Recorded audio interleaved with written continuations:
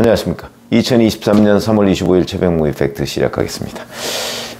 요즘 이화영 전 경기도 평화부지사에 대한 재판이 진행되고 있죠. 쌍방울그룹으로부터 법인카드를 뇌물로 받아서 썼다, 뭐 이런 내용인데, 그와 관련해서 어제 또 재판이 있었습니다. 근데 거기에 쌍방울그룹의 방용철 부회장이 증인으로 나왔습니다. 자기가 왜 초반에는 이 뇌물 사실을 부인하다가 최근에 인정하게 됐는지, 그 다음에 이재명 당시 경기도지사의 방북이 어디까지 성사가 됐었는지, 뭐 이런 부분에 관해서 증언을 했는데, 아마 이화영 전 부지사 측이 상당히 당황했던 것으로 이렇게 보입니다. 우선 이렇게 얘기했습니다. 김성태 전 회장이 검거됐을 무렵, 그게 1월 초죠. 태국에서 붙잡혔으니까. 이화영 전 부지사가 법정에서 자기한테 쪽지를 전달했다는 거죠. 김성태 회장이 안부수 아태협 회장을 20년 전에 만났다고 좀 해달라. 오래전에 만났다고 해달라. 근데 실제는 어떻느냐? 실제는 2018년 10월쯤에 이화영이 김성태한테 안부수를 소개했다는 거 아닙니까? 그러면 뭐 불과 한 5, 6년 전인데 이거를 20년 전에 만나서 자기는 쏙 빠지려고, 그러니까 거짓 증언을 해달라, 이렇게 쪽지를 전달했다는 거죠. 본인한테. 그렇게 해서, 근데 자기가 근데 그 쪽지에 이렇게 돼 있다는 거예요. 당시에 이화영이 김 회장에게도 전달했으니까 잘 기억하라, 이러면서 메모지를 주길래 자기가 읽고서 돌려줬다. 내가 쪽지를 받고 다시 전달하는 장면이 만약에 찍혔다면 억울할 것 같아서 변호사한테 법정에 CCTV가 있느냐 이렇게 물어보기도 했다. 그러면서 왜 그럼 진술을 바꿨느냐? 재판을 받다 보니까 내가 조사받으면서 검찰 조사받으면서 진술한 내용과 검찰이 제시하는 내용이 확 달라서 빠져나갈 수 없다고 생각하고 혐의를 시인하기로 했다. 이렇게 그 얘기를 했다고 합니다. 그 다음에 또 이제 거짓 증언을 이화영과 모의했다, 이런 증언도 했습니다. 작년 8월쯤에 자기가 검찰 조사를 받았는데, 이 받기 전에 이화영 전 부지사가 소개한 변호사 그 사무실에서 만나서, 자, 앞으로 법인카드 이런 부분에 관해서 어떻게 진술을 할지 서로 말을 맞췄다. 이화영 부지사가, 나는 A씨가, 이 A씨가 여기 등장합니다. 이 40대 여성이라는 A씨가 법인카드나 아니면 쌍방울 직원으로 허위로 등재한 후에 급여를 받은 것을 전혀 모르겠다고 진술하겠다, 이렇게 말을 했다는 거죠. 그런데 실제 그 방용철 부회장은 그래서 이 말대로 재판 초기에는 그리고 40대 여성한테 법인카드 줬습니다, 이렇게 진술을 했는데, 나중에 도저히 안 되겠다 싶으니까 이 진술을 바꿨다, 이렇게 얘기하고. 근데 이런 거 한번 생각해 보시죠.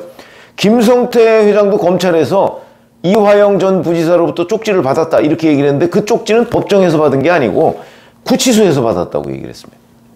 내가 법인카드를 실제 사용한 사람이 아니라고 해달라, 그러니까 A씨가 실제 사용했다, 이렇게 해달라고 쪽지를 받았는데, 누구한테 받았느냐? 왜냐면 다 구속이 돼 있지 않습니까? 그럼 누구한테 받겠어요? 근데 다른 수용자한테 받았다는 거죠. 다른 수용자가 어느 날 갑자기 자기한테 와서, 쌍방울 김성태 회장님이시죠? 그래서 네, 그랬더니 이화영 전 부지사가 전해달라고 해서 전합니다. 그래서 쪽지를 자기한테 전했다는 겁니다. 그래서 자기가 읽어보니까 이런 내용이 있더라. 그러니까 법인카드를 이화영한테 준 게 아니고 이화영이 오랫동안 알고 있던 40대 여성한테 주었다, 이렇게 진술을 해달라, 그런 쪽지를 받았다는 거죠. 이게 방용철 부회장 진술하고 일치합니다. 그런데 자기가 그때까지만 해도 의리를 지키려고 그 쪽지를 이제 자기가 읽고 찢어버렸다, 이렇게 지금 증언을 하고 있거든요. 실제 이 A씨라는 사람이 누구냐면, 지난번에 법정 증언을 했었죠. 나와서 자기가 썼다고 주장을 했습니다. 법인카드 자기가 썼다고. 그러니까 판사가 물었던 거 아마 제가 유튜브에서 말씀을 드린 적이 있는데, 왜냐면 새벽에 인천공항 가는 길에 주유소에서 기름을 넣었는데 법인카드로 거기에 같이 간 걸로 되어 있습니다. 그러면 그거는 당신이 같이 갔냐? 그러니까 운전을 못하는 당신이 같이 갔냐? 이렇게 판사가 질문을 하니까 아, 그건 잘 기억이 나지 않지만 뭐 어디 해외 출장 가는 길에 제가 따라가서 기름을 넣어줬을 수 있습니다. 이런 군색한 변명을 늘어놓은 적이 있는 바로 그 사람입니다. 다 거짓말이죠. 다 짜고 친 거죠. 이런 내용을 김성태 전 회장도 얘기를 한 적이 있고요. 자, 그 다음에 이재명 경기도지사의 방북과 관련한 진술도 했습니다. 검사가 이렇게 물었습니다. 북한에 500만 달러를 북한이 요구를 했는데 최종적으로는 300만 달러를 주지 않았느냐. 쌍방울 그룹이 돈을 주니까 선거가 있는 2020년 초순에 이재명 경기도지사의 방북을 북한이 초청하기로 했던 것 맞느냐? 이렇게 얘기하니까 방용철 부회장이 그렇다. 거의 북한으로부터 확답을 받았다. 이렇게 얘기를 합니다. 근데 왜 그러면 안 됐느냐? 이걸 또 방용철 부회장이 설명을 합니다. 2019년 말부터 코로나가 창궐하기 시작했고 2020년 초에는 북한과 중국 간의 국경이 봉쇄됐다. 그래서 교류가 단절되면서 방북 초청이 무산됐다. 그럼 이건 객관적 정황과 맞느냐? 맞습니다. 실제 그러니까 코로나가 시작된 거는 중국 우한시에서 2019년 11월에 처음 발견이 됐죠. 그리고 12월에 창궐하기 시작하고 그러면서 1월에 북한이 1월 21일에 코로나가 문제가 있다고 얘기하면서 1월 26일에 국경을 봉쇄합니다. 그러니까 당연히 이재명 경기도지사의 방북 초청도 무산된 거죠. 약속을 했지만 무산된 것으로 보인다. 이렇게 얘기를 했고요. 자, 이런 이제 증언을 방용철 부회장이 하고 있을 때 그러면서 쪽지를 받았다고 그러면서 서류 봉투를 이렇게 법정에서 아마 들었던 모양입니다. 그때 이제 이화영 전 부지사는 뭐 쪽지? 뭐 이런 얘기를 했었다. 이게 어이없어서 하는 얘기인지 아니면 들통났다고 해서 하는 얘기인지는 뭐 분명하지가 않다. 그리고 방용철 부회장의 증언 과정에서 이화영 전 부지사가 고개를 여러 차례 가로저었다. 이것도 어떤 의미인지는 잘 모르죠. 어이없다는 얘기인지 아니면 저러면 안 되는데 뭐 이래서 고개를 가로저었는지 그거는 뭐 알 수가 없는 부분인데 이화영 전 부지사의 변호인은 쪽지 준 적 없다 이렇게 부인을 하고 있다고는 합니다.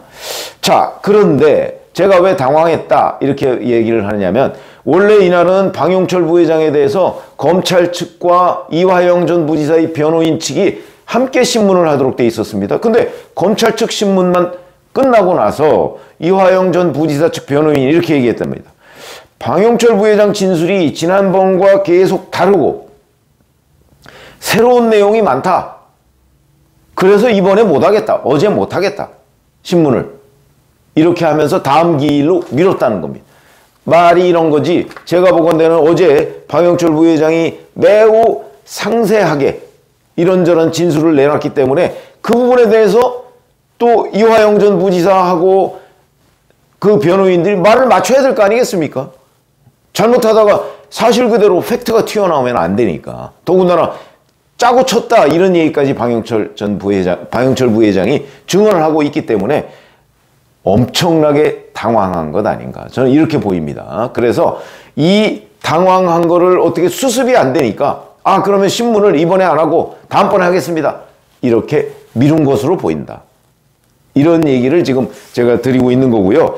이 얘기를 보면은 이 방용철 부회장의 증언, 방용철 부회장은 김성태 전 회장의 최측근 중에 측근입니다. 그러니까 이 쌍방울 그룹의 대북 사업 이와 관련해서 뭐 돈을 모으고 뭐 이런 과정에 모두 다 개입이 했고요. 그 다음에 본인이 뭐 이런저런 김성태 전 회장 태국에 도피 중일 때도 이 국내에서 쌍방울 그룹을 뭐 챙기고 하는데 상당한 역할을 했고 정말 측근 중에 측근이다. 그렇기 때문에 잘 아는 거죠. 이런저런 상황을. 근데 이 사람이 이렇게 이제 증언을 뭐 검찰에서 수사받을 때는 대부분 이제 이화영 전 부지사 쪽하고 이렇게 그 짠 대로 했는데 검찰에서 이런저런 증거를 자꾸 내놓는데 도저히 빠져나갈 수가 없다. 그래서 자기가 증언을 바꿔서 진실을 털어놓기 시작했다. 이렇게까지 지금 법정에서 얘기를 하고 있는 거거든요. 그리고 방영철 전 부회장이 얘기하는 이 전후 맥락이 객관적인 정황하고도 딱 들어맞고, 김성태 전 회장도 쪽지를 받았고 방영철 부회장도 이화영으로부터 쪽지를 받았고, 그리고 중간에 그 40대 여성이라는 A씨가 엉뚱한 법정 증언을 하다가 판사로부터 지적을 받았고, 그리고 무엇보다도 자기는 운전을 안 하는데 그 새벽에, 그 새벽이 그때 6시 40분인가 그렇죠. 아마 이화영 부지사가 그 인천공항에 가다가 기름을 넣은 것으로 보이는데, 그런데 거기에 자기 운전도 안 하면서 따라가서 기름값을 법인카드로 계산했다. 이런 말도 안 되는 황당한 주장을 지금 하고 있기 때문에 제가 보건대는 이 40대 여성 A씨 이 주장은 이미 판사가 아니 당신 운전도 안 하는데 거기에 새벽에 왜 갔느냐 여기에서부터 무너졌다고 저는 보고요. 그 다음에 그 방영철 부회장의 이런 진술에 대해서 어제 이화영 측 변호인이 증인신문도 못할 정도면 그러면 굉장히 당황했고, 이제 다음 공판 때 이화영 측 변호인이 어떻게 나오는 건지, 아마 방영철 부회장이 진술을 바꿨다는 부분에 초점을 맞출 것으로 보이는데, 방영철 부회장은 그동안에 이화영 측과 짜고 거짓말했다가 이제 털어놓기 시작했다는 이런 입장이기 때문에 판사가 보더라도 어떤 것이 더 사실에 근접하느냐 하는 것은 쉽게 판단이 될 것으로 보인다. 그래서 이화영 측이 당황했다. 제가 이런 말씀을 드리는 겁니다. 고맙습니다.